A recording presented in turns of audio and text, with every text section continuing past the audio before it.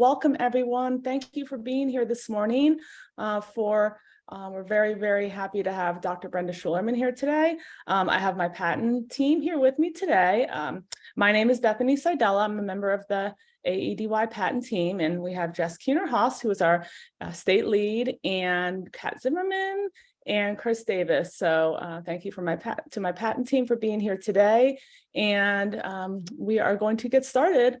We have Dr. Brenda Schulerman here today, and I'm going to give you just a little bit of background on Dr. Schulerman. We're so happy that she's here to provide us with some great professional development today on utilizing the facility-wide tiered fidelity inventory. Dr. Schulerman has a BA in special education from Illinois State University. Her MA and PhD in special education are from the University of Texas at Austin, where her areas of emphasis were emotional behavioral disorders and autism. But in this time, she first began working in juvenile justice. Her dissertation research was conducted in the Corsicana State School, which housed youth who had committed felony offenses and who were diagnosed with mental health disorders. Since her early work in various juvenile justice facilities during her doctoral program, she has continued to focus on improving programming for the most disenfranchised youth of our society. In 2018, Brenda was invited to join the National Center on Positive Behavior Interventions and Supports as the partner for alternative programs. As a center partner, she provides technical assistance for all types of alternative programs, including secure care juvenile justice programs, residential mental health treatment programs, and alternative day schools. She also develops training and support resources to guide PBIS development, implementation, and monitoring in alternative programs. Brenda's work on the facility-wide tiered fidelity inventory, or TFI, directly aligns with the work of our AEDY programs and have begun in the last 2 years. We are hopeful for her expertise will further guide you and your teams as you continue to build your MTSS frameworks for positive behavior support. We're so grateful to have her here to support all of us today. So thank you very much, Brenda, for being here. Unmute. Okay, thank you. Are you ready for me to share my screen? Yep. Okay. Can we have folks do the polls, or how do we do that? All right, looks like it's up there. All righty.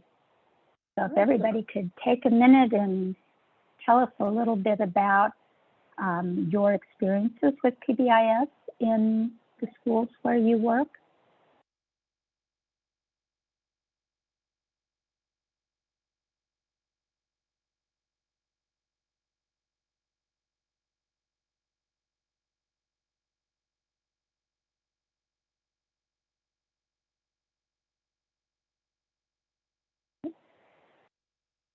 So I see looks like most people are implementing PBIS, mostly at the school-wide level,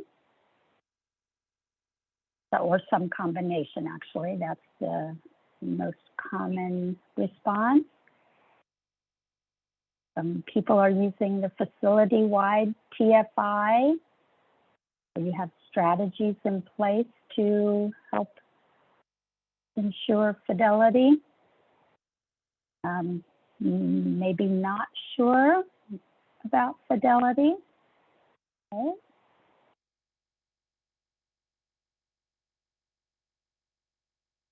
Good. Helpful, very helpful information.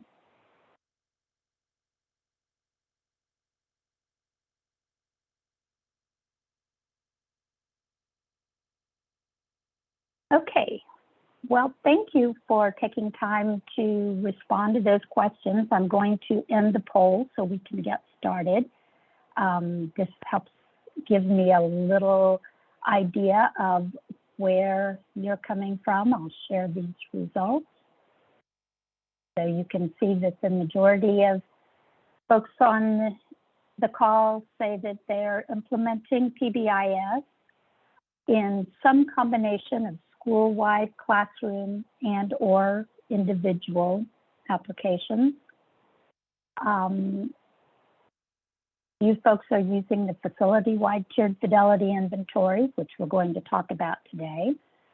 And I like that some people are using strategies to increase fidelity of implementation.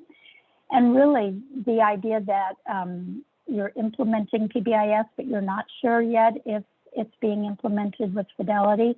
That's my experience with programs, that you've got so much on your plate that you've got PBIS going, but haven't yet had time to attend to fidelity. We'll talk a little bit about that today. And we'll talk about where and how PBIS is being implemented, school-wide, classroom, and or individual applications. Okay, excellent. So I'm going to share my screen as I go through this process of getting it set up. I want to let you know that as we go through the meeting, please feel free to ask questions. I very purposefully tried to not overpack this presentation with too much information, so we'd have time to take it through a nice pace, and so that you would have time to ask questions if there's something that you need more clarification on. You don't see how something that I'm talking about applies in your setting, put a comment or a question in chat, and Bethany and Jess and the team are going to be monitoring chat, and you guys jump in and let me know if there are questions, and we'll stop and respond to those. So the basis of our talk today is going to be the facility-wide tiered fidelity inventory. And I'll tell you what that is and why it's important. I will be giving an overview of PBIS, so just in case, I know there's some people on the call that are not yet implementing PBIS. I'm sure you've been exposed to it, but just so we're all on the same page, I'll give a little overview. I'm going to talk about the facility-wide tiered fidelity inventory and how you complete it, like the actual instructions for how to do it and how to use the results. And then we'll talk about how you use the information from the tiered fidelity inventory to guide planning for school-wide PBIS for behavior management purposes, for classroom implementation, and for addressing needs of individual students. I use the term PBIS, positive behavior interventions and supports, but I know there's a lot of other terms that are used out there to refer to similar concepts, similar frameworks. Response to intervention is sometimes still used. Probably the most common term for tiered approaches to services is multi-tiered systems of support, which implies integration of positive behavior supports and academic supports and mental health or social emotional supports within a similar framework of data systems and practices. So I'm using the term PBIS today, but everything that we talk about really applies to all of these concepts.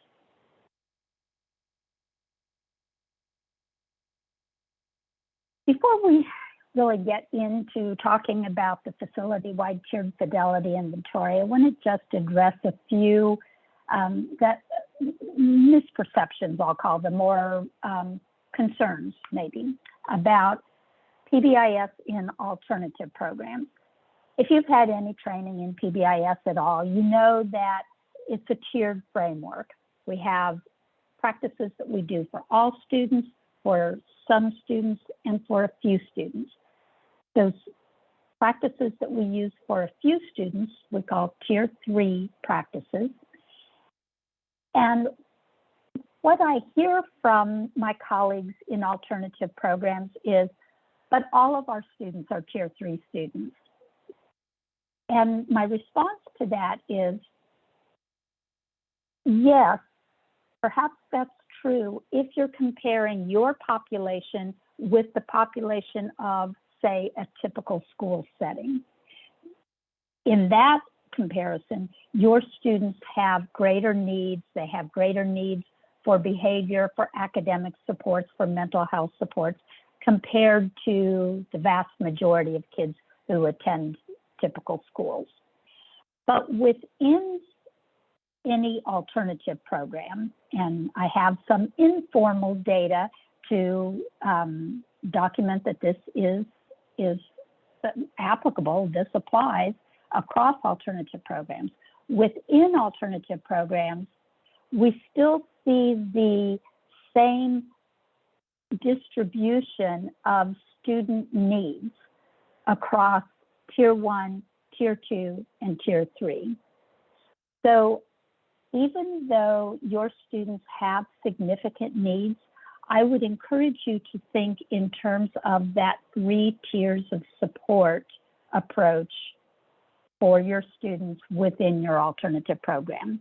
Our data show that if you look at, for example, the number of students who have major misbehaviors in any type of alternative program, or the number of minor misbehaviors per student, or the number of disciplinary actions that we use for students, those numbers fall out across Tier 1, where not many kids have those misbehaviors or need disciplinary action, Tier 2, where some students need them, and Tier 3, where a few students get the most disciplinary actions for the most misbehaviors.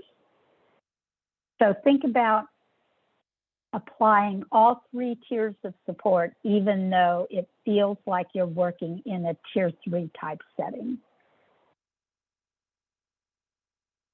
Some folks tell me, we already do PBIS, we have an incentive system in place. That's great, I'm glad to hear that. But what PBIS, implemented in a comprehensive fashion, can do for you is bring tools into play that will help that incentive system be more effective, help it work more efficiently and more effectively for you. We'll talk about that today, but as we go through this, but when you tie that incentive system to data for decisions or to expectations that are in place facility-wide, or to decision-making about who needs to receive more instruction in how to display those expectations for positive behavior in order to get the incentives, then all those components work together to help that incentive system be more effective. And then another concern or complaint or response I hear is, we don't have time to add another program. We don't have time to do PBIS. We're too busy. We've got our hands full. And I agree. You are too busy. You don't have time to do something else new. So what you have to do is take the ideas of PBIS and figure out how you can apply those ideas to what you're already doing to help what you're already doing be more effective and more efficient. So rather than just layering PBIS onto everything else you do, we figure out how to integrate it with everything else you do. In telling you how to do that is really kind of beyond what we're talking about today, but there are resources for everything we talk about today through Patton and through the PBIS Center's website that can help you address those needs. As we go through our time today, I want you to be engaged. That means think about how we're talking about applies in your setting. What are the opportunities in your setting for applying the concepts that we're talking about today? What are the challenges? And participate. And that means ask questions. If you feel like you don't even have enough information to ask questions, then start thinking about where you can turn for resources to help fill those gaps, to help give you the information you need to start evaluating, self-evaluating your program and identifying where your needs are. You may have seen this diagram before. It's the PBIS Center's efforts to really organize everything that we do with PBIS in a single diagram, in a single figure, if you will. What this tells us, what this diagram tells us, is that to achieve equity in our disciplinary practices and in our disciplinary actions, and to achieve desired social, emotional, behavioral, and really even academic outcomes, we rely on data to guide decisions. We rely on systems to provide infrastructure or support for everything that we do. And we rely on evidence-based practices to make sure we're working smarter, not harder, that we're using practices that are most likely to meet the needs of the students that are in our care. So today we'll be talking about data systems and practices and how to think about those across school-wide applications, classroom applications, and individual applications for individual students.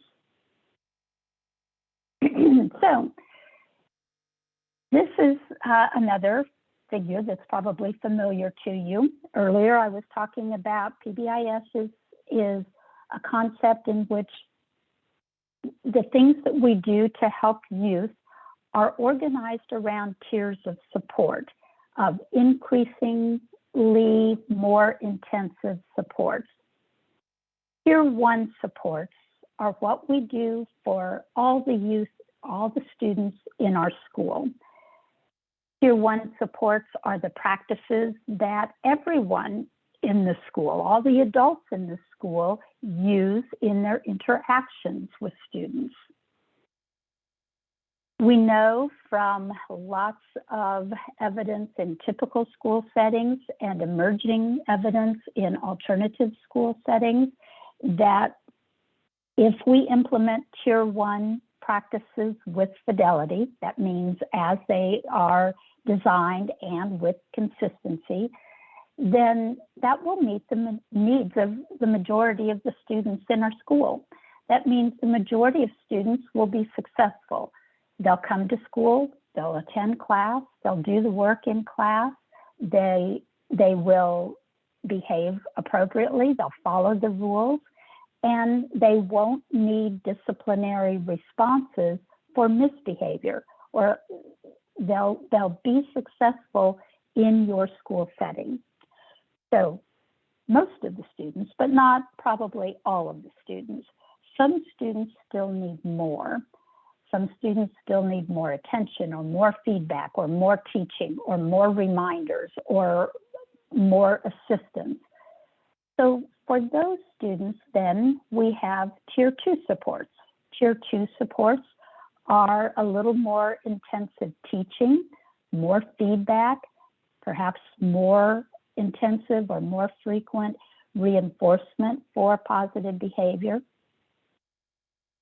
And if we do Tier 2 with fidelity, Tier 2 practices with fidelity, we know that we can not only meet the needs of those students who weren't responding to Tier 1, but sometimes those students, that support can be temporary. Sometimes they need those Tier 2 supports for a limited period of time, and then they don't need them anymore. And they become Tier 1 students, if you will, again.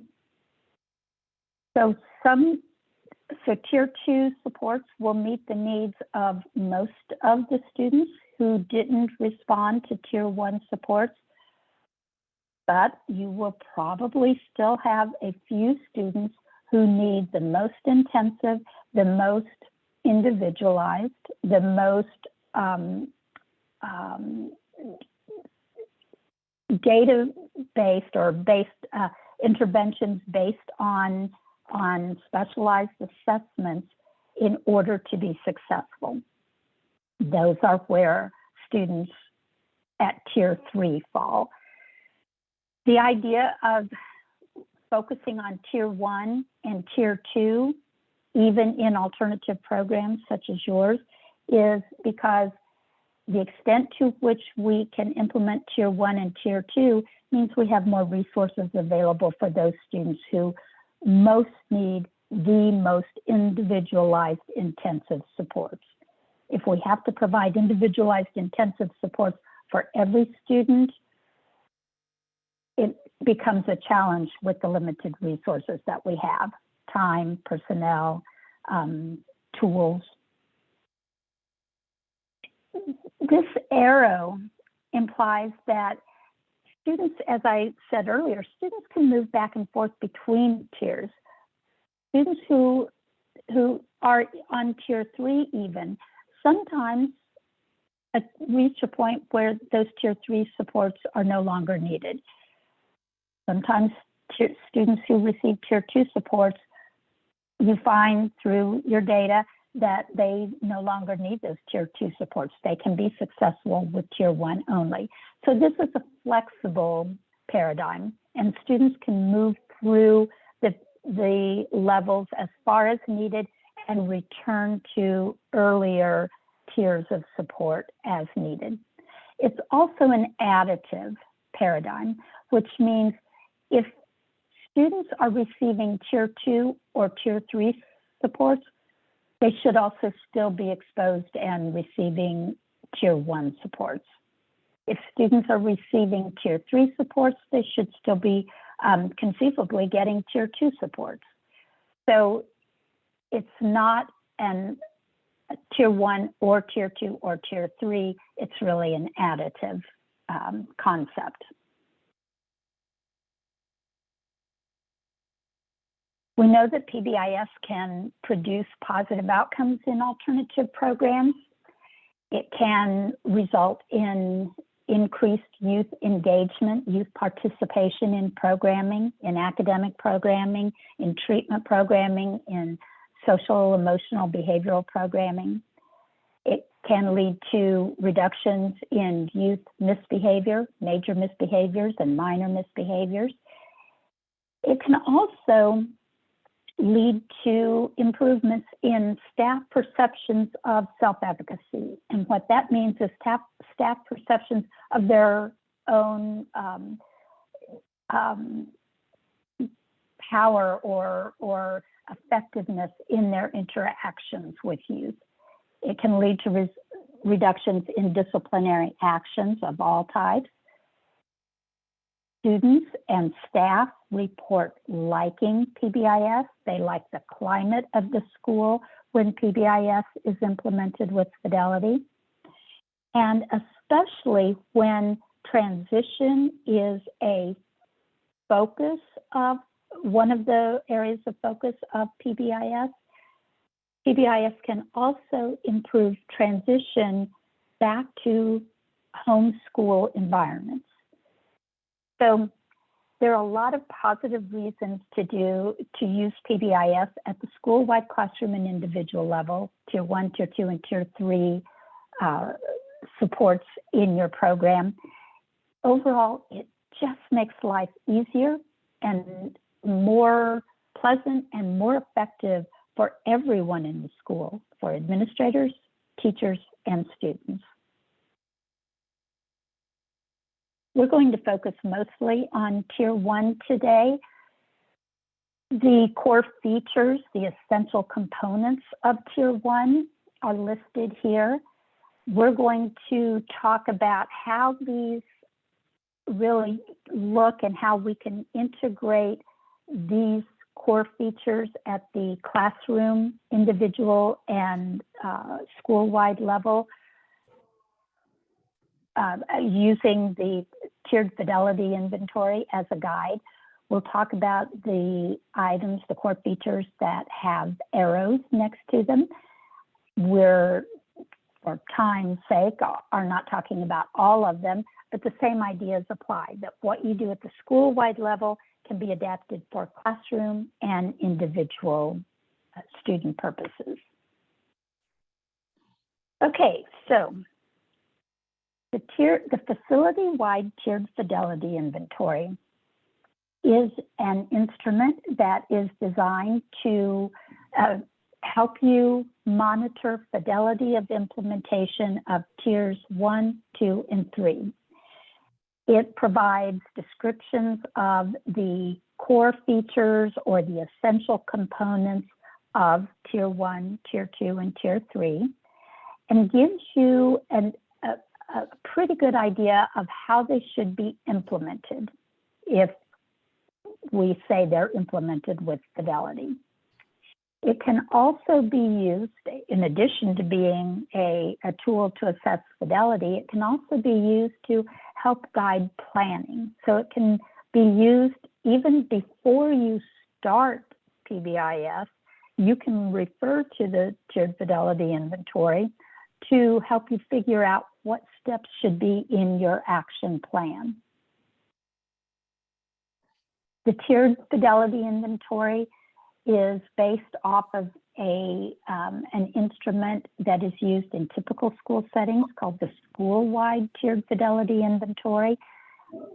But this has been adapted to better reflect the characteristics and the needs of our alternative programs of all types.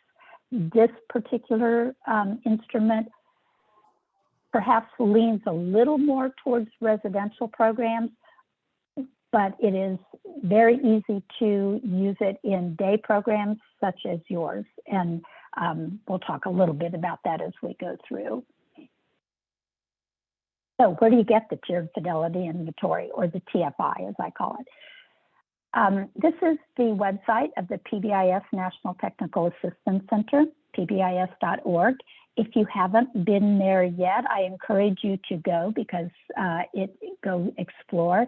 It's easy to navigate, and there's just an almost overwhelming amount of helpful tools to help you understand PBIS and all of its applications. So go to pbis.org, then go up here to the topics menu, and that pulls down a menu of all the topics that are covered in this website, and go to the Juvenile Justice tab.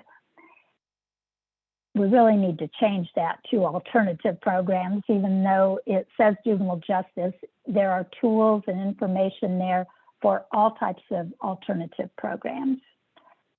Once you get to that page, if you click on the Tools button, it will take you right to a page where you see the facility-wide tiered fidelity inventory, and you can download that as a PDF and print it out and share it and write on it and do whatever you need to make it a useful tool in your program. This is the table of contents of the TFI. You can see that there's some introduction, tells you all about the TFI. And there are then 16 items across 3 subscales that pertain to Tier 1. There are 13 items across those 3 subscales that pertain to Tier 2, and 17 items across 4 subscales that pertain to Tier 3. The TFI is laid out and organized in this format. In the first column, you see the name of the item. So in this case, this is item 1.1, Tier 1, item 1, team composition. Of course, you probably know that PBIS is a team-led undertaking. A team should be in place to help make the decisions about what we're doing in PBIS with our PBIS plans and how well we're doing them. So this item tells you about what that team should look like. The second column tells you what are the data sources. When you're completing the TFI for fidelity assessment purposes, I like to have teams produce some kind of product that documents that this is in place. It's one thing to just tell me it's in place or to say, yeah, we're doing that. But if it's documented in a handbook or in a chart or in an action plan, in operating procedures, if it's documented someplace, it's more likely to be in place in a formal, systematic, measurable way. And then the last column is the scoring criteria. You would give yourself or score yourself, your team, your PBIS implementation, a 0 if you don't have a PBIS leadership team, a 1 if you have a team, but you don't meet all of these aspects, all these descriptors of the team, and a 2 if you have a team in place and the team reflects all of these characteristics.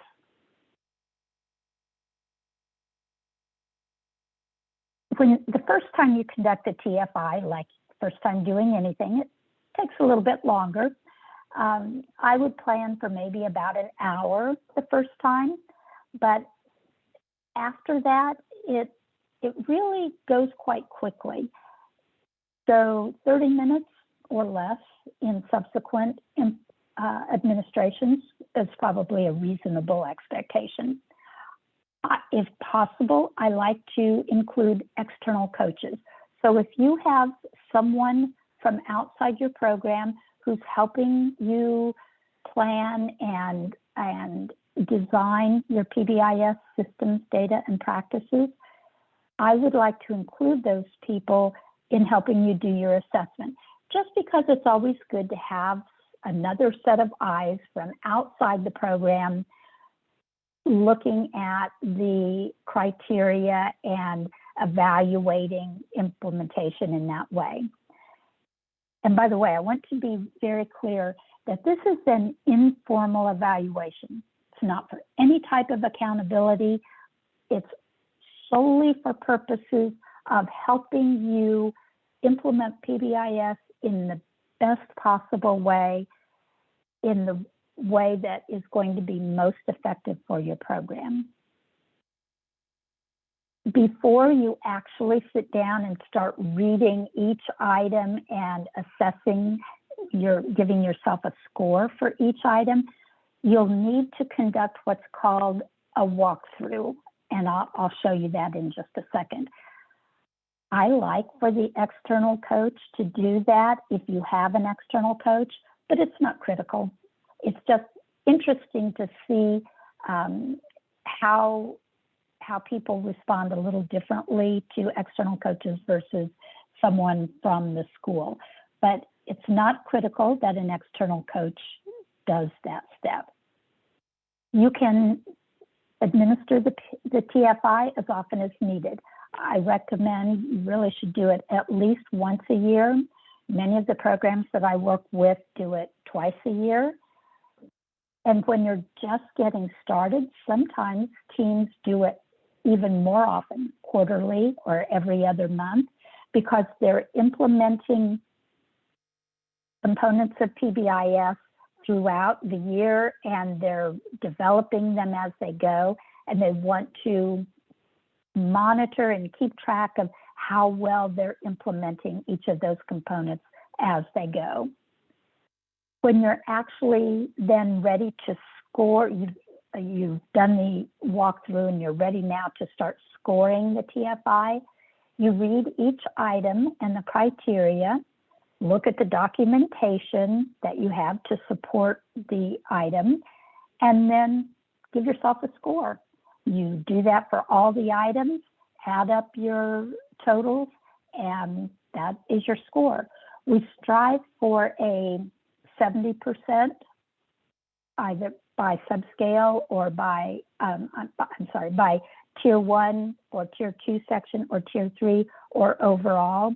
We strive for 70% score in terms of the number, the total possible score versus the number of the total points that you gave yourself in your assessment.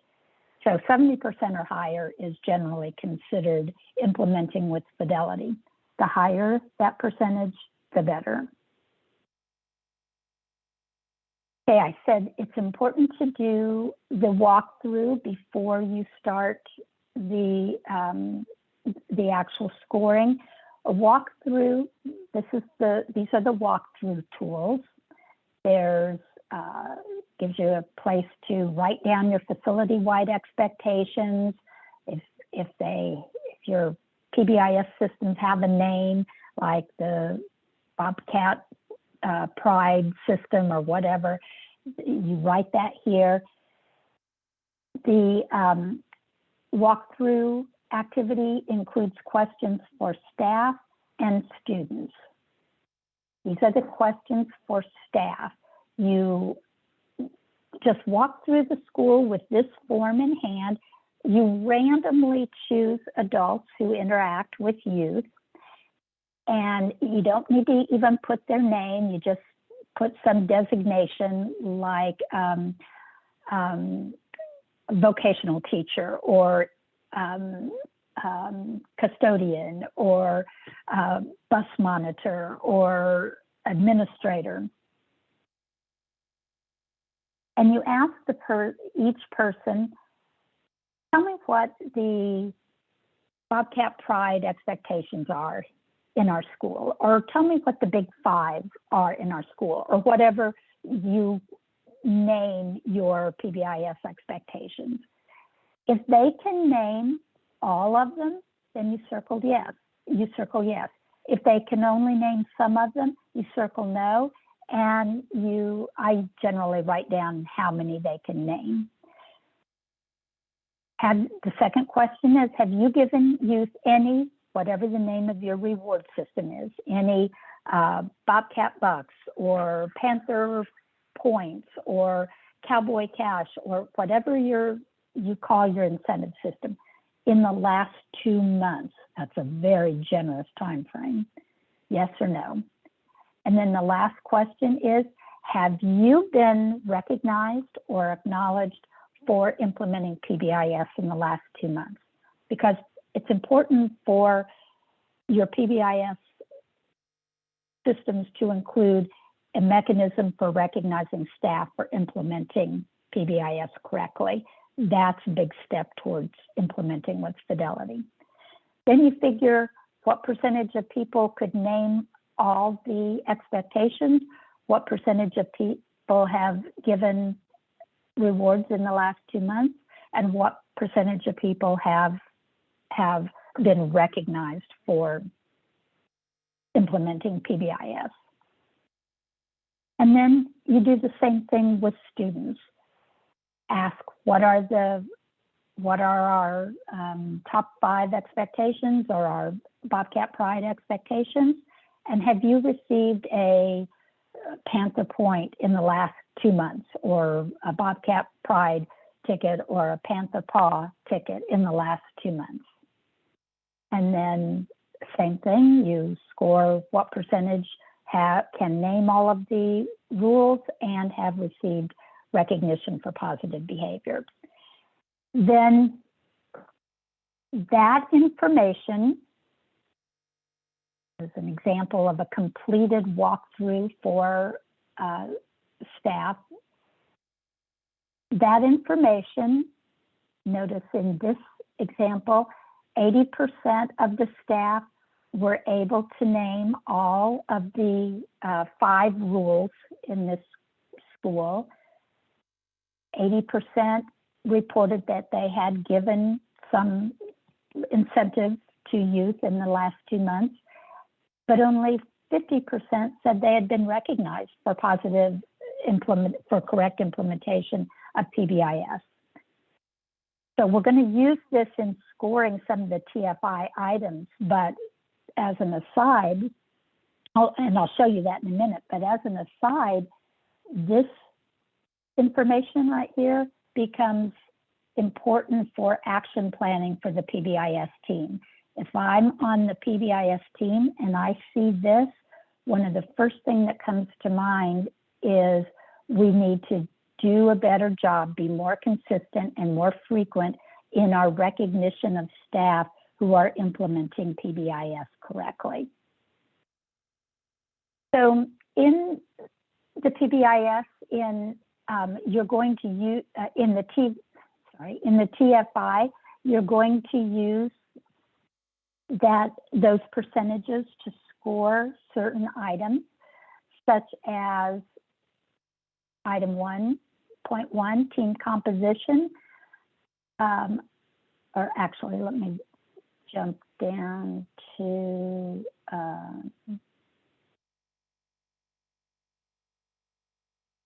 we go. 1.3, behavioral expectations. Notice that in order to get a 2 on this item, you have to meet all the criteria described in the item, and 90% of staff interviewed can name all of the expectations, and name all of the expectations in place in your school. The reason that's important is if that many staff can name the expectations, it means they're really prominent, they're really salient, they're really actively used and referenced and talked about in your school. Don't take that for granted. Don't assume that everybody can name the school-wide expectations just because they're posted everywhere. I have had teachers and staff literally stand in front of posters of the school-wide expectations and not be able to name all of them, because the posters just fade into the background. The longer they're up on the wall, the less we pay attention to them, and they lose their emphasis. So don't assume that everybody, staff and youth, are able to name the expectations. We also use that information when we talk about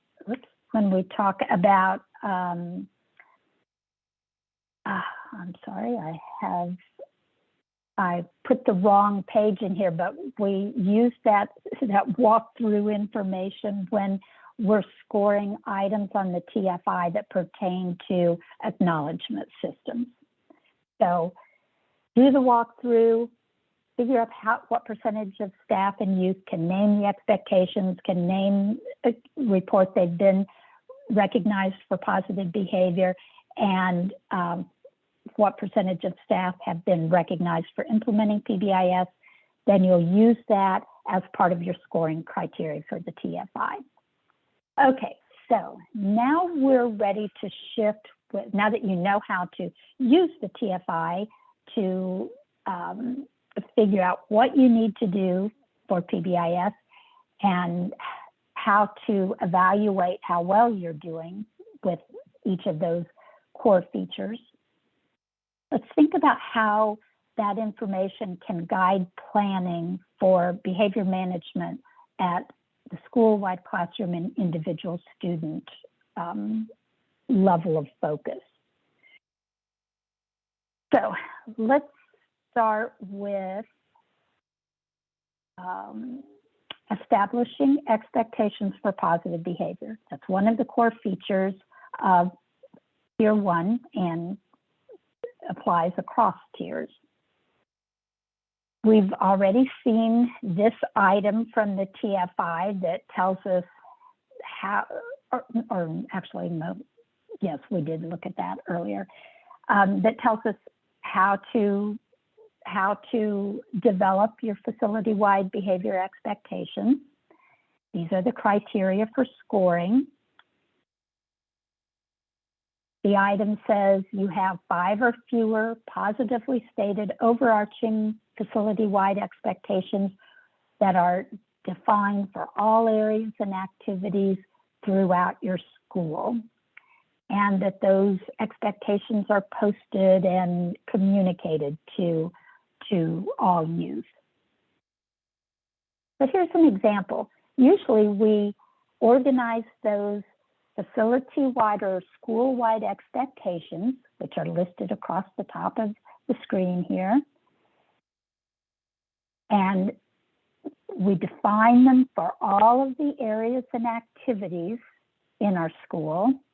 We define what does it mean to be in the right place at the right time when you're in the hallway, or when you're in the classroom, or when you're moving between buildings, or if you're in the responsibility center, or the library, or the bus loading area, or on the bus, or in the cafeteria.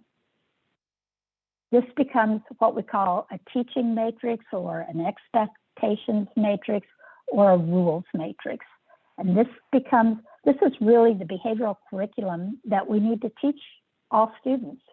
This is what they need to do to be successful in our school. Successful social, emotionally, and behaviorally. Here's another example. Notice this one's organized just a little, this teaching matrix is organized just a little differently, same concepts. Here are the school-wide expectations. Here are the areas of the school for which those are defined.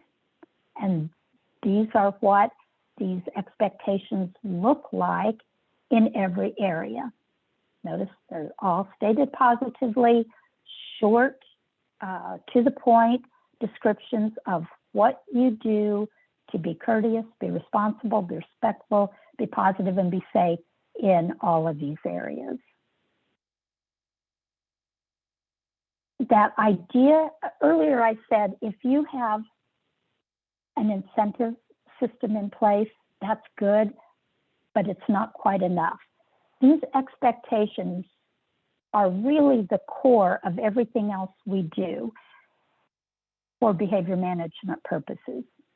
These are the behavior skills that our students need to learn to be successful in our school. These are the behaviors that students will be recognized for or acknowledged for. These are the positive behaviors that we will acknowledge in students. And these are the behaviors that if students don't do them or don't do them correctly, then there may be consequences of some type. So everything that we do regarding behavior management has got to be tied to those expectations. And having those facility or school-wide expectations defined in all areas helps get everyone on the same page when it comes to teaching expected behavior and recognizing positive behavior and responding to absence of that behavior. Now, what does that mean for classrooms? So earlier I showed you a teaching matrix that had 5, they called them guidelines for success. Be in the right place, follow directions, etc. Here's a classroom, and notice how this teacher has defined these expectations for his or her classroom. Be in the right place in my classroom means enter class quietly, go to your seat, stay in your assigned seat, and go to the right class. Don't go to the class you're not supposed to be in. Here's how a different teacher in that same school defined the same school-wide expectation. So the commonality here, the common language is be in the right place at the right time. That applies in every setting throughout the school. That looks a little different across classrooms. We're not going to ask every teacher to have the same classroom rules necessarily, because teachers' teaching style may be different, and the activities differ from class to class. So teachers define those school-wide expectations for their classroom. They don't look exactly the same, but there's certain commonality in language across all classrooms. There's still another teacher's expectations. This teacher organized her expectations for those 5 school-wide expectations, organized her expectations in the form of more like a teaching matrix for her classroom. So we've got school-wide expectations, and now we've seen how that concept applies in the classroom. What does it mean for individual students? If you have students who are receiving disciplinary actions, my prediction is those disciplinary actions are for not engaging in some of the behaviors that you've defined in your teaching matrix. You've got kids who, aren't walking in line correctly and therefore receive a disciplinary action, or they're being disruptive in class talking when they should be raising their hand, or they're out of their seat wandering around when they should be in seat, or whatever. The behaviors that students are getting in trouble for should be defined addressed in your teaching matrix. And if students aren't doing those, one of the first, if you've got individual students who are not engaging in those positive behaviors enough, frequently enough, or correctly enough, then the first response really needs to be more teaching. So you should plan how you're going to teach those behavioral skills more intensively, how you're going to help that student learn those skills in a more structured or smaller group format. So our next core feature then at the school-wide classroom and individual student level is teaching expectations for positive behavior. There's a facility-wide tiered fidelity inventory for that item. It's item 1.4, and there's the description and the criteria, and this is where one of the walkthrough questions applies. So if less than 70% of staff or youth can name the expectations, that means we're probably not teaching those expectations sufficiently. The idea is that we're not just going to tell youth about the facility-wide or the school-wide expectations and how those are applied in all settings. We're actively going to teach that systematically, consistently, regularly. It also means that the majority of staff and youth can state those expectations during the walkthrough. Every school handles teaching expectations for positive behavior differently.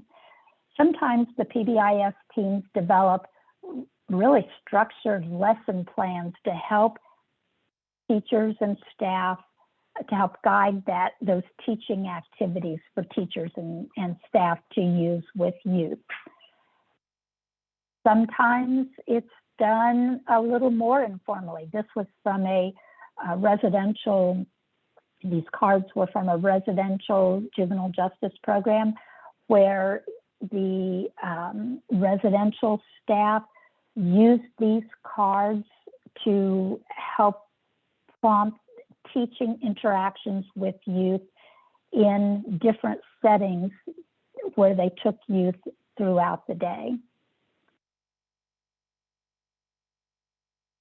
Here's a schedule of how one school planned for teaching the school-wide expectations during the first week of school. Each day, they had focused teaching activities for one of the 5 school-wide expectations. They only focused on one each day. And they taught what each of those looked like in all areas of the school. So they gave that idea of teaching school-wide expectations a lot of attention at the start of school, with the based on the belief that if kids don't know how to behave, everything else we're trying to do is going to be harder. If kids aren't able to exhibit positive behavior, everything else we try to do is going to be harder. This teaching plan for the start of school, it's a different school. This was a very small community that had one school that had primary grades, intermediate, junior high, and high school in one building. That's how small of a community it was. And the first day of school, the first couple of days of school, they taught school-wide rules by taking youth through the sidewalks where children walked to line up for the bus, the hallways around the restrooms, the area where cars parked or where the high schoolers parked cars, where buses loaded, the playground, cafeteria.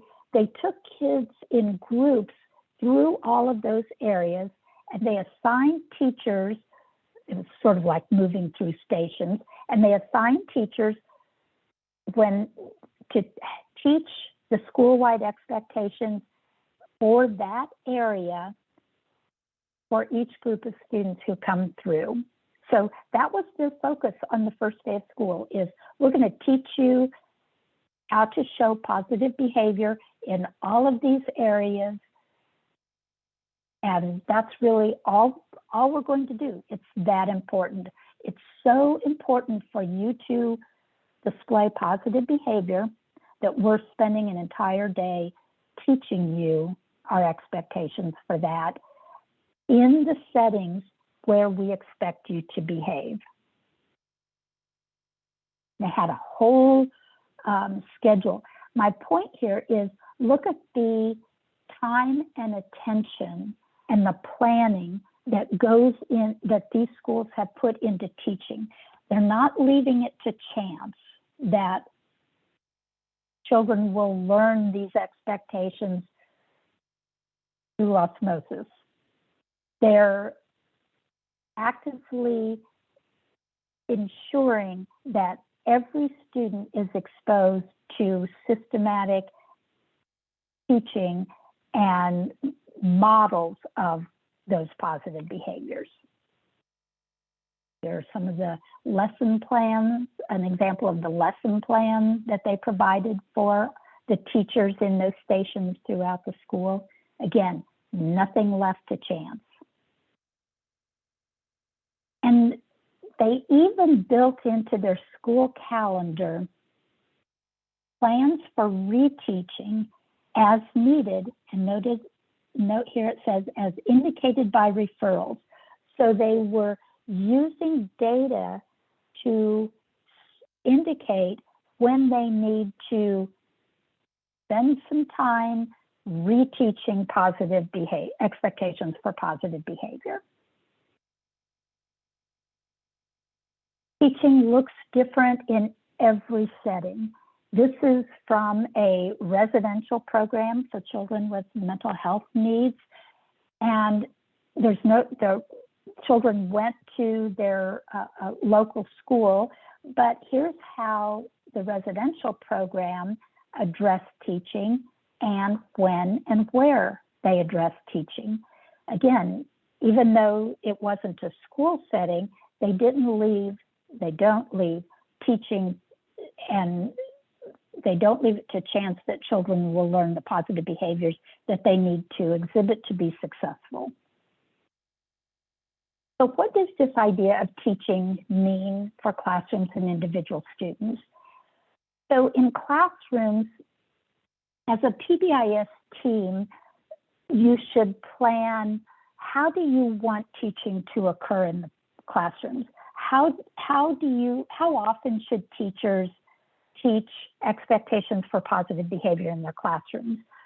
Probably more often in the beginning of school, more often than just once. So maybe daily for the first grading period, or maybe daily for the first 3 weeks, and then every, twice or once a week for the rest of the grading period. But the idea is that students need repeated instruction. There's a lot for them to learn in terms of positive behavior. They need repeated instruction in how to display those behaviors. Also, the very fact that we're working in alternative schools suggests that these students aren't as good at learning positive behaviors. They're not as good at picking them up through informal channels. They need that direct teaching, that explicit teaching. So we do it a lot at the beginning of school, and then maybe less often, but we intensify instruction if data suggests that. And then also ask yourself, what support for teachers can you as a PBIS team give regarding teaching? It's interesting to me that teachers who are masters at teaching content, academic content, and academic learning skills sometimes seem a bit baffled about how to teach social behavioral skills. So help them. Sometimes programs, PBIS teams will develop like PowerPoints for the teachers to use, or they'll develop videos for all teachers to use, to show in their classroom to teach the expectations. Or they'll have teachers offer teachers as models. So if a teacher wants to go watch someone else teach behavioral expectations, they have a good model to refer to. But think about and ask your teachers what support they may need from the PBIS team. In terms of, so the idea is we'll leave it up to teachers to teach expectations for positive behavior in their classrooms. We'll leave it up to teachers to think about, to do that, but we'll help them, and we'll provide some expectations that will be done and how often it should be done, and in kind of what manner. In terms of individual students, if individual students are misbehaving, it means there's something they haven't learned, or they're not yet proficient or fluent in that behavior that they're not exhibiting. So you have to think about, how are you going to intensify instruction in that positive behavior for those students? Think about how you intensify instruction for academic skills. You provide small group instruction or one-on-one tutoring, or you give students additional instruction through self-paced or online learning modules. That might be done, that might become a tier 2 support, additional, more intensive small group, or even the self-paced learning in instruction, that might be done as a tier 2 support. It might be done as a tier 3 support, or all of the above. I would also encourage you to think about including behavioral behaviors related to your school-wide expectations in students' goals and objectives for individual treatment plans or behavior intervention plans. So for example, we saw this teaching matrix previously. Let's say you've got a student who's having problems with lining up and walking in the hallway without, getting in trouble. So address that. That should become a behavioral goal to be addressed individually and systematically and consistently until the student learns and displays that behavior consistently. So think about using referring to, I should say, your school-wide teaching matrix as a guide for the individual behavior goals that students need to learn to be successful.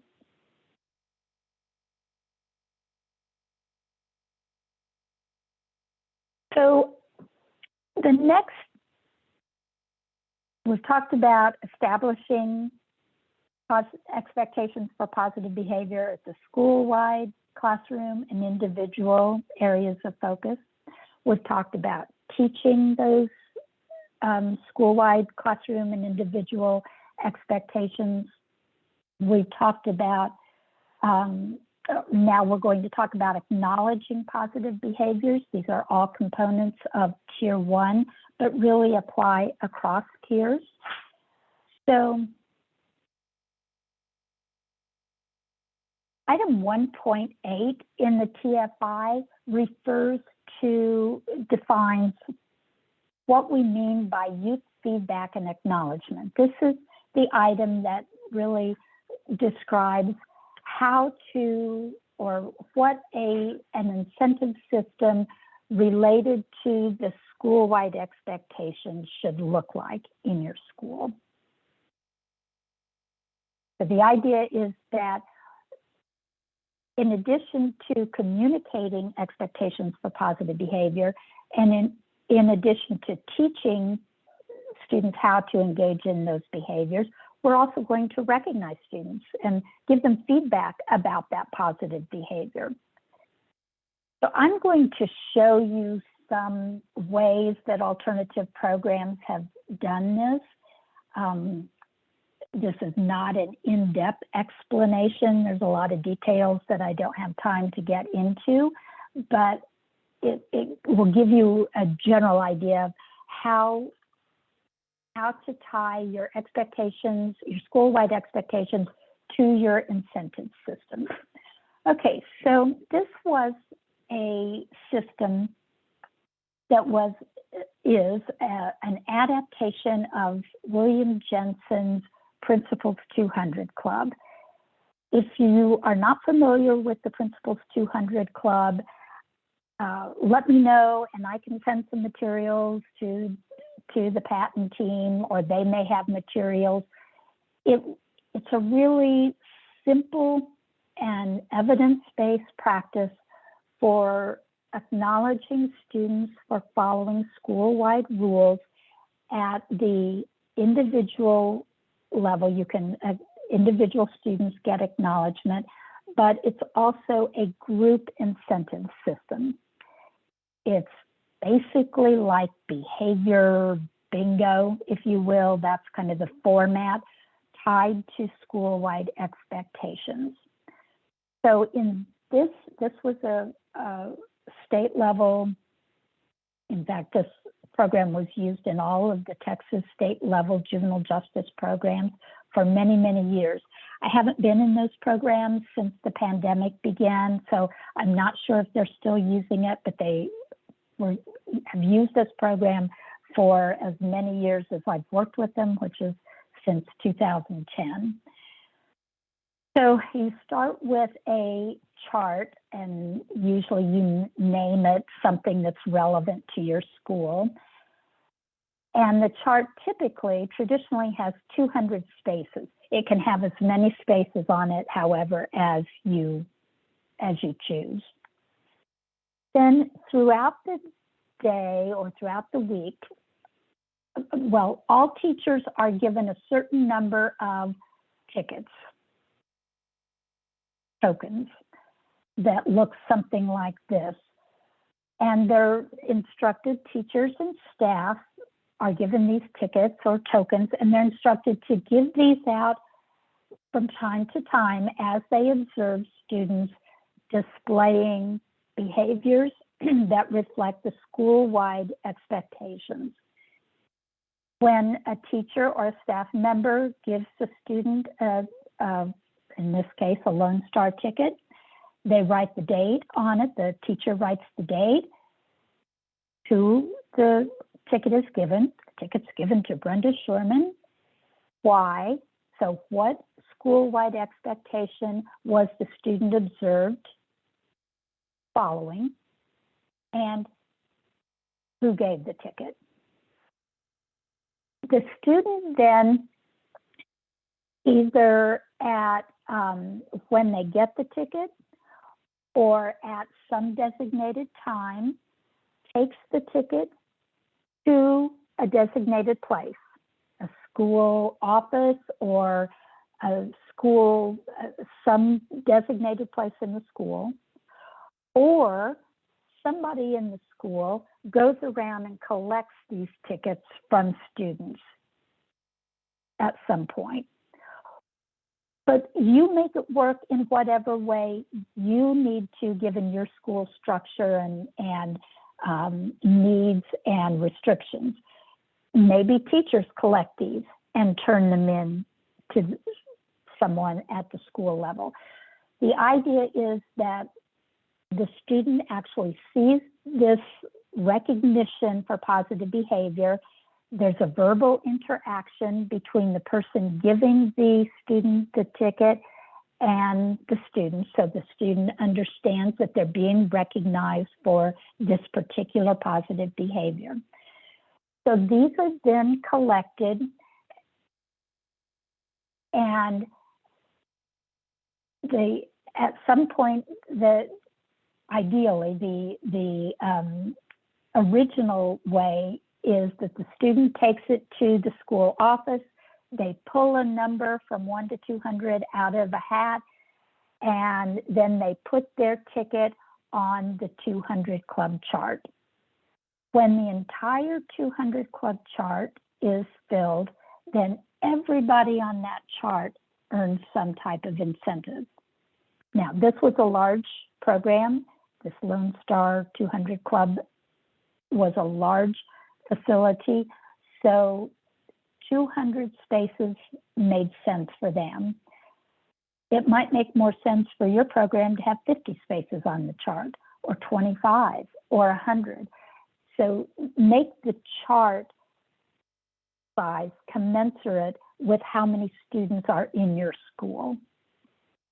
You don't want it to take months and months and months to fill up the chart, nor do you want the chart to fill up daily. So it's a fine balance between making the chart too big or too small. Now, when the chart is filled, not only do all of the students on the chart earn an incentive, but the teachers or staff who gave out those tickets, whose names are on each of these tickets, also earn an incentive. And it can be something very simple, like, something special for lunch, or a pass to skip a meeting, or something that is manageable within your school. It can be a certificate of recognition. Ms. Haas was recognized for using the PBIS this incentive system on October 20th, 2022. And Ms. Haas can then do whatever she wants with that certificate. It might just be announcing names over, if you have a PA system, over the PA system. These teachers were recognized this month for for implementing our PBIS incentive system. The idea is it's a way to provide recognition for staff and for youth tied to the PBIS system. In the large program where this Lone Star 200 Club was in place, their incentive days were big, big deals. They occurred about once a month. That's about how long it took the 200 Club chart to be filled. The incentive days occurred on Saturday, and a lot of all the youth who earned tickets participated. Staff participated. They played games. They made hot dogs. They had pizza. They had snow cone machines or popcorn machines. They did something different for each incentive day. Lasted a few hours, and that was their incentive day. Then when the chart is filled and you deliver your incentive, then you take all of those tickets off and start over. Okay, so that's one approach to recognizing youth and staff for positive behavior tied to the PBIS system. Here's another way. This was also at a juvenile detention facility. This was a large girls program. And they decided they wanted to use Cougar Cash, which were dollars. These were individual tickets that looked like dollars, like currency. On the ticket, you see there's the 5 overarching expectations: be in the right place, right time, respecting others, participate in activities, follow directions, accept consequences. Then they even had a section for exemplary behavior. Now, if a student was doing something above and beyond the basic expectations, they could receive Cougar Cash. Not every behavior gets recognized every time students display that behavior, but it needs to be frequent enough to be meaningful, to be instructive for students. So the way the Cougar Cash worked was that staff carried these on their lanyard or on their clipboards. When they observed youth exhibiting positive behavior, they wrote the student's name. The staff wrote their name and date and location, where it was given. So it was given in the day room, or it was given in transition to school, or it was given in the school hallway.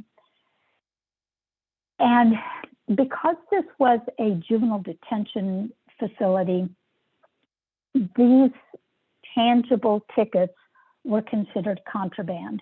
Students could not keep these on their person or in their room, but staff wanted them to have the experience of holding it, having that tangible experience of being recognized for positive behavior. So they designed it in a way, and they taught staff, fill out the Cougar Cash, give it to the youth, and then the youth either gives it back. If they're outside the dorm, the youth gives it back, staff put it on their clipboard and carry it for the youth. Or if they're in the day room, when they're in the day room, they take their Cougar Cash, and they created this was an old facility, and they had the old school fire extinguishers in little insets in the walls. Those had been taken out for new, more modern extinguishers, fire suppression systems. And so there were all these little insets in the walls. So they put locked doors on those and created mailboxes. And the youth then deposited their tickets in those mailboxes.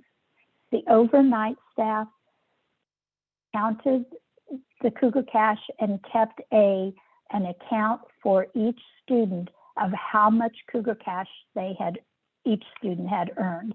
And then students could spend their Cougar Cash on these items. And this was a fluid menu of choices. Some things were added as time went on, other things were taken off. And this is how much each of those choices cost, how many Cougar Cash dollars each of these items cost. And this means this item could be purchased daily. Some items could be purchased only weekly. Some items could only be purchased monthly. And notice they also allowed students to pool their Cougar Cash and purchase a big activity that everybody participated in. And the only rule was that everybody had to contribute some Cougar Cash in order to participate. And by the way, this get out of jail free card did not mean get out of jail free. It meant have a minor infraction taken off of your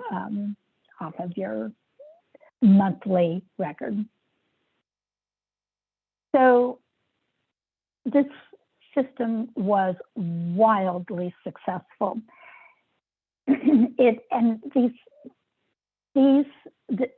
people in this dorm that planned this showed how you can make a system work even when it seems impossible at first, even when there are legitimate challenges like students can't have tangible items in their possession. That's an obstacle. They figured a way around it. The students, the girls in this program loved this system. It gave them, they had input into some of the items that were put on these menus.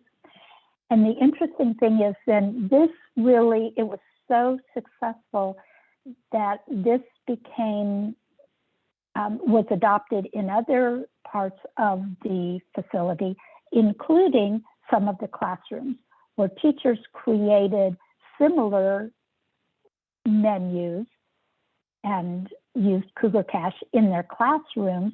Of course, the incentives were different in the classrooms, but the system was the same.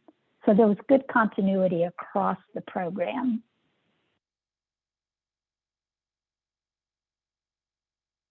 I've also worked with, and I don't like this terminology, but it is the terminology that was used with the youthful offender programs in three adult systems, adult correctional systems, and same concepts applied. They created teaching matrices that define expectations for positive behavior throughout the program. They actively taught youth positive behaviors that needed to be used in all settings. And then this was in the school setting. Teachers planned for incentives to recognize youth for positive behavior on a daily basis, on a weekly basis, and on a monthly basis. And here's some examples of the kinds of daily, weekly, and monthly incentives that were used. The school counselor and the school, I forget, there was another, in this particular program, there was another staff member who helped administer, who made the coffee or helped administer some of these incentives. I don't remember if she was an administrator, or I don't remember her role, but the counselor was one of the people who helped administer the system. I see, I've been seeing that the chat has 2 comments, and I can't get to it for some reason for right now. I don't know why I cannot get to it. Kat's just been putting in links to as you were mentioning them. She's just providing them links. So. Awesome. Thank you, Kat. I appreciate that. Okay, so and then this is just another picture from another classroom that the teacher created these little activity baskets that students could earn as an incentive in her classroom. So what does this idea of incentives at the school-wide classroom and individual student level mean? How do we think about that starting from the school-wide level? Well, at the school-wide level, something like the Lone Star 200 Club or the Principals 200 Club is a school-wide incentive system. It doesn't have as frequent of acknowledgement as some of our students need. It also uses incentives that are appropriate for larger groups of students, or that can be, that are simple enough to give to a lot of people, like all of the names on the Principals 100 Club, like certificates, for example. So the reinforcement at the school-wide level is not as frequent, and it tends to be more oriented to groups of students. At the classroom level, recognition for positive behavior should occur more frequently, should occur in some way, at least daily. I like to have teachers plan for daily, weekly, and monthly incentives in their classroom.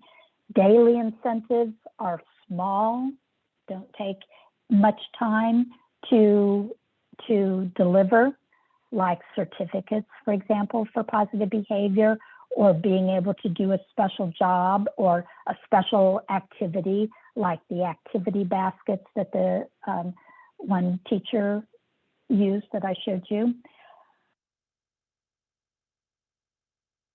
And it's always, it's clearer and more cohesive if the classroom systems have some connection to the school-wide system.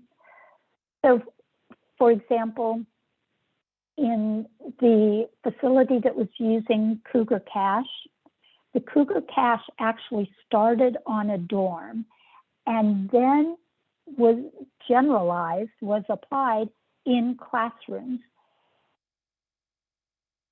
If you have a school-wide system in place, think about how can we tie into that? How can we make that work for us in classrooms too? So for example, if you're using, let's say, the Principals 200 Club, teachers would have Principals 200 Club tickets. You might have a Classroom 200 Club, or a Classroom 25 Club, or a Classroom 50 Club, where you use similar tickets that go on a chart in your classroom and that only applies in your classroom. Same concept, so it's not a completely different system. And same concept, it applies to the ties to the school-wide expectations. So think about how you can tie those together. And then for individual students, and by individual students, I mean students who need Tier 2 or Tier 3 supports to be successful, think about how can you provide, these are students who typically need more frequent reinforcement, And of course, you probably have heard that the way to determine how frequent reinforcement needs to be for students who are exhibiting misbehaviors is to note how frequently the misbehavior occurs. If students are misbehaving daily, reinforcement has to occur more often than that. Reinforcement for positive behavior has to occur more often than the misbehavior. If students are misbehaving, getting in trouble, if you will, once a week, then reinforcement should occur daily or several times a week. So the reason for that is that one theory, one hypothesis about misbehavior is that students misbehave to get something or to get out of something. They misbehave for a reason. And the most common reason for misbehavior is attention. If students are getting the most attention for misbehavior, the misbehavior will continue. You have to outweigh attention for positive behavior. Give that more attention than the student is getting for misbehavior. That's sometimes it's a hard concept to grasp and to implement, but it's really critical. You've got to do that, or it's going to take much longer for students to really be successful. At the individual level, we also typically do some type of functional assessment to identify those functions of misbehavior. Again, the most common functions are to obtain something or to avoid something. And then in terms of incentives or recognition for positive behavior, the most common, if the only incentives that you're offering students are like tangible items, pencils or erasers or things, and the function of their misbehavior is to escape work, the misbehavior will probably continue. So Patton, your colleagues from Patton can help you, and I know they have resources that talk about designing incentives and choosing reinforcers that are function-based. You've got to design reinforcers that attend to these functions, that meet these reasons for misbehavior, or the misbehavior will continue. So you can see there's a lot more planning, a lot more assessment that goes into place for planning individual reinforcement systems. That doesn't mean that those cannot be tied into classroom or school-wide systems. They can still be part of those systems with a little more individualization. Okay, so the last component we're going to talk about is responses to challenging behaviors. That's item 1.5 in the facility-wide TFI. The first step in thinking about how we're going to organize responses to challenging behavior or rule violations, if you will, is to think about what in our program, what do we call minor misbehaviors versus major misbehaviors? Minor misbehaviors are those little things that don't really, aren't really very disruptive. They're not involving other students. They can be dealt with on the spot. They can be dealt with by teachers or staff in the moment, and that can take care of it. Major misbehaviors are those things that are dangerous or extremely disruptive, or otherwise unsafe in some way, or that occur are things that are beyond our control, like law-breaking behaviors. Major misbehaviors are sometimes also minor misbehaviors that continue, that are chronic, despite our efforts to respond to them in the moment.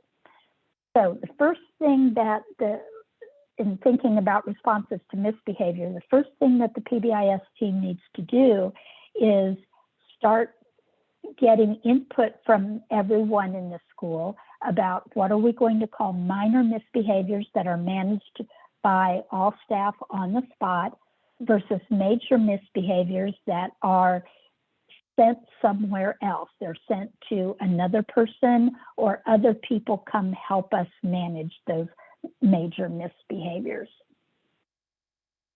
And then the second step is, what are our responses to minor misbehaviors?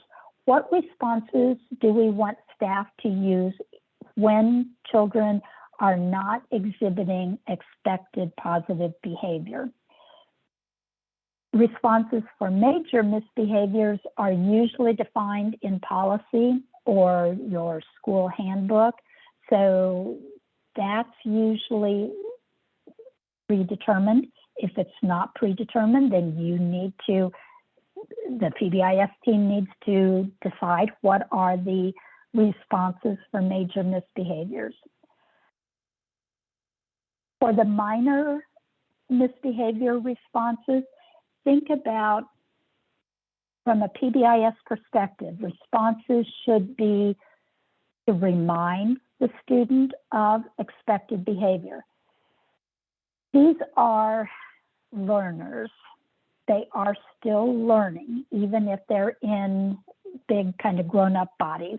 They are still learning. And they are in your alternative programs because they haven't been very good at learning and consistently using positive behaviors in all settings. So they still need reminders about how to behave. They get caught up in the moment and they forget, or they get excited, or they get angry or upset and they forget. So one response is remind them. When you're in line, here's what you need to be doing. When you're working independently, here's the expectations for independent work. Remind the student of the expectations that they've already heard and they've already been taught. Another response, and I would actually put this before reminding, is just to redirect, just remind the student, here, let's get started on this, and just not pay much attention to the little minor misbehavior that's occurring. Another possible response is to ask the student, what are you supposed to be doing during this time, during this activity? What have we learned? What have you been taught that you should be doing during this time? So planning responses for major and minor misbehavior, also, like the other components of Tier 1, has implications for classrooms and individual students. At the school-wide level, we've talked about what can all staff do if they observe students who are not exhibiting positive behavior in common areas of the school. You can remind about the expected behavior. You can certainly choose students close to that student who's misbehaving and recognize students who are behaving correctly. So you're giving no attention to the minor misbehavior, and you're giving positive attention to students who are following meeting expectations. And you can also remind of consequences. Here's what you need to be doing. If this, talking continues, here's what will have to happen. So I don't do that right up as my first response. I want to save that and do these other strategies first, but that is a response that we can use at the school-wide level. In the classroom, if students exhibit minor misbehaviors, well, each teacher needs to have consequences that can be delivered in the classroom. It might mean that if that misbehavior is interfering with work, it might mean the student logically has to complete that work before they go on to some more fun activity or participate in some privileged activity. I said loss of reward activity, but be very careful about that. Think about the reward activity has to be something above and beyond regular breaks or breaks from work that we give students because of their developmental level. Also think about, you don't want to take the entire reward activity away at once. Think about taking a minute or two away. So if at the end of work, students are able to draw or write in their journals or do a puzzle at their desk, and you have a student who's engaging in minor misbehavior that's interfering with his work, he's going to lose that reward activity, that reward time, some of it, probably not all of it, but think about losing minutes of that time. So you need to finish your work, you need to work on your work for 3 minutes, and then you can put it away and get out your drawing supplies. At the end of, so those classroom responses to misbehavior should be designed by teachers. It should be strategies that each teacher is comfortable with in his or her classroom and that works within your overall PBIS plans and philosophies and areas of emphasis. Here's another good classroom response to misbehavior, that before you engage in a reward activity, you have to do a little review activity that reviews the expectations for the activity that was disrupted because of misbehavior. So the review activity might be watching a little PowerPoint, narrated PowerPoint about expectations during that activity, or it might be rewriting the expectations for that activity or drawing a picture of what correct behavior looks like during that activity. It can be whatever the teacher feels comfortable with using, but also is in line with PBIS philosophies and practices school-wide and in general. And at the individual level, responses to misbehavior should be determined based on functional assessment and reflective of function-based interventions. But even at the individual level, students can, you need to consider to what extent do classroom and school-wide responses, are those responses appropriate for the individual student as well. Just because they're receiving individualized interventions doesn't necessarily mean that classroom and school-wide responses to misbehavior are ineffective or inappropriate. Okay, so I want to leave a little time for comments or questions. I'd like to refer you back to the PBIS.org website earlier I said that it is really a wealth of resources. If you look at that topics menu, you can find resources, lots and lots of resources pertaining to mental health and integration of positive behavior supports with mental health supports. You can find resources related to trauma-based interventions with basically everything that you do as a school. We have some resources available.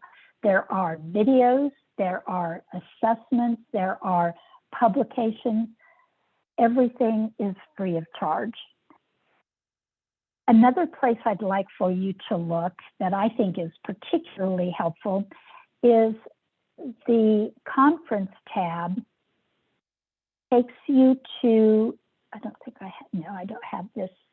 have a picture of it, but it takes you, if you click on this PBIS Leadership Forum, it will take you to the last couple of years of the annual PBIS Leadership Forum. Our PBIS conference was online, was virtual because of the pandemic. So all of those sessions are available on PBIS.org. And there are some excellent videos of people who are implementing PBIS in alternative programs just like yours. And they give very good, tangible, practical ideas about how they're doing that, what challenges they've encountered, how they have dealt with those challenges, and what benefits they're seeing from PBIS in their settings. If there's anything that I can do to help you, I'm happy to respond to questions. I'm happy to direct you to specific resources if you have specific needs. Of course, I also want to refer you back to Pat, and my goodness, they have such good, excellent resources that pertain to everything we've talked about today and more. But here's my email address. It's pretty easy to remember. If there's anything I can do for you, just reach out. Okay, so what questions? Looks like we have about 10 minutes left. What questions or comments do you have? And I think I will stop sharing my screen.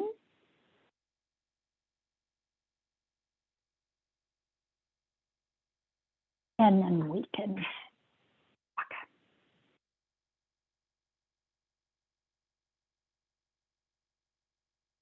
So, anybody have comments, or are you doing any of the practices that we talked about today? Do you see application for any of the practices that we talked about today?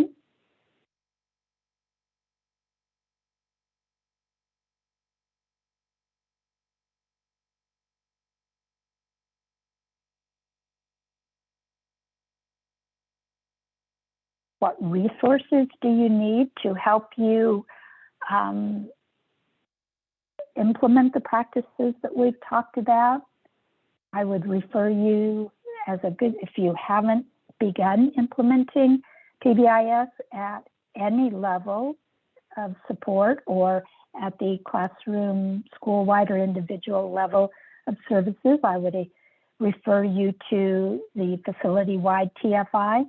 Go to the PBIS.org website and pull it up and just see what it entails. It really does provide a good resource for action planning to get started, as well as to monitor your progress as you're developing and implementing PBIS systems, data, and practices.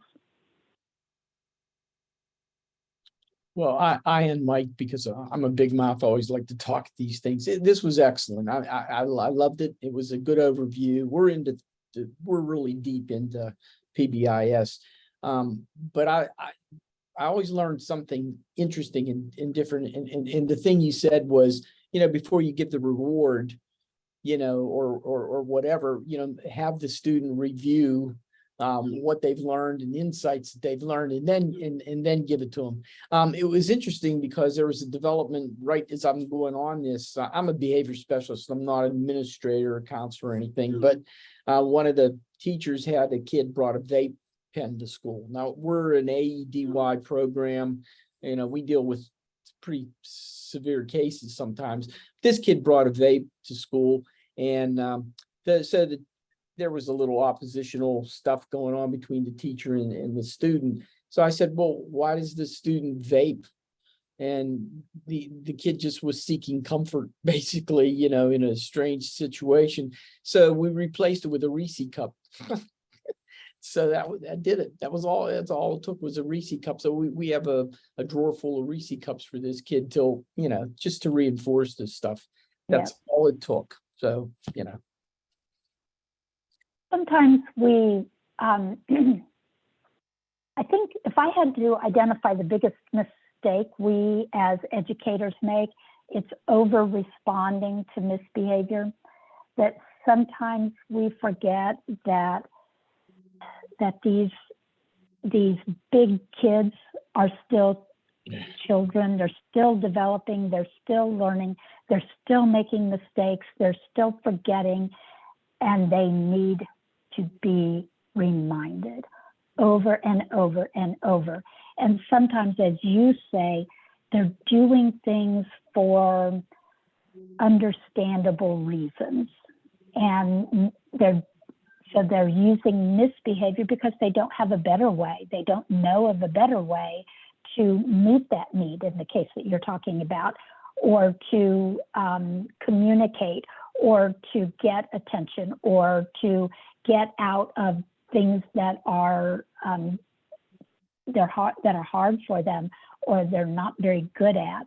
So they don't have those skills yet, and they're still learning. And so too often we jump to punishment for misbehaviors that reflect really a typical developmental trajectory or normal kind of needs. Rich. One of the other thing is we talk a lot about extrinsic rewards, but we're really diving deep into self-determination theory. We want to engage these students, and AEDY program in Pennsylvania is challenging. I mean, it really is, because it's a revolving door. I mean, right. We have kids that come in and move out all the time, so it is individual and it's challenging. I should show somebody my spreadsheet, because we do goal trackers on kids, and it's, little comments here and there, but the whole thing is, who moves in and who moves out. So, it's a challenging deal, but extrinsic rewards for some of these kids, even though they're big and, pretty tough and whatever, is interesting, but, trying to get them to engage. We have them fill out a daily progress report every day, and it's a routine that they have to perform routinely. And we have a Club 49 where the student gets a t-shirt and $100 gift certificate of their choice, with exceptions. And we never give them cash or whatever, but we do give them, and these kids are so proud of these. And we've got some of the LEAs, which is really neat. They will give these kids the t-shirt, present it to them at an assembly, which reinforces our program, because we're a business, we are a at the same time, we can do a lot of things. And that really reinforces a connection, because, it's like we're like the bad school. And so, everybody's, it's like negative, but we make it really positive, I think. So anyway, that's my take on it. Thank you. Yeah. Thank you. Good ideas. Brenda, I did want to point you to, there's some comments in the chat box. Yes, I do Read them. see. I see 2 comments, and looks like folks have maybe, and like you say, you know, no matter where we turn, there's so many ideas for improving or implementing components that aren't yet in place. The goal is not to get PBIS in place, right? The goal is continual improvement and using your data to monitor that improvement in terms of effects on youth behavior, on staff satisfaction and perceptions of the program, and of course on fidelity of implementation. So there's always room for improvement. And as you know, you're in alternative programs, the nature of your students, of your population sometimes changes, the staff change, there's always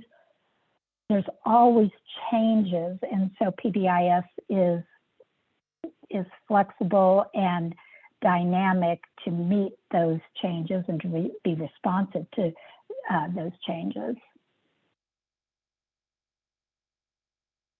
Well, thank you so much. I do want to just let everyone know that, you know, Brenda covered a lot here today, and a lot of what she covered, we do actually have pop-up practices that cover those topics. So just want to push people towards those. Some of them will be upcoming in the next few weeks, and some of them we've already done. You know, we have behavior as communication, we have student acknowledgements, and lesson planning is coming up, and so is staff acknowledgement. So, you know, just a little plug to always go to those pop-up practices and to join that community of practice if you haven't already.